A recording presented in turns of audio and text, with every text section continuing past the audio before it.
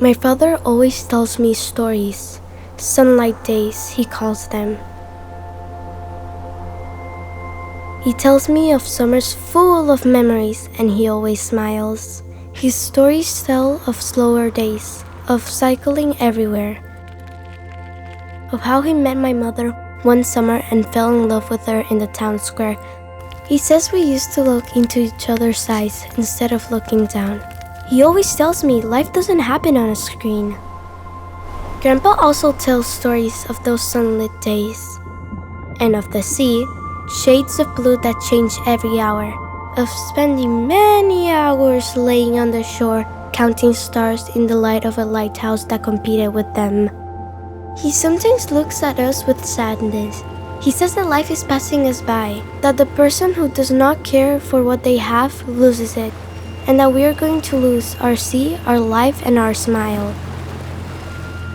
That we have learned many things, and we have forgotten the most important thing, to live. I want to tell those stories too, like my father and like my grandfather.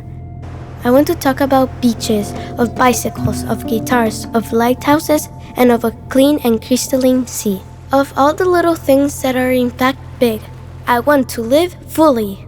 I want to tell stories of the sea, like that of Equilibrio Marino, like Fernando and Marina, who go out every day to clean the sea, to replant our corals, to protect our Posidonia, to collect plastic and forgotten fishing tools, to try to save the Mediterranean. I want to tell stories of light, like Mario, who was caught by our light, by the sunrises and the sunsets of Cabo de Gata, who wanted to pay back the gift of the light with the light of his lighthouse, guiding sailors every night.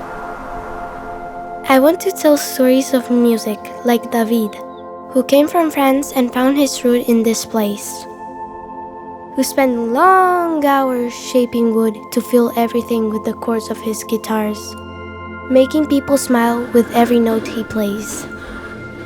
I want to tell stories of wine and clay, like Robert and Maria del Mar, who had so much love to give to each other that they gave part of it to the soil, and the soil gave them back bottles of joy.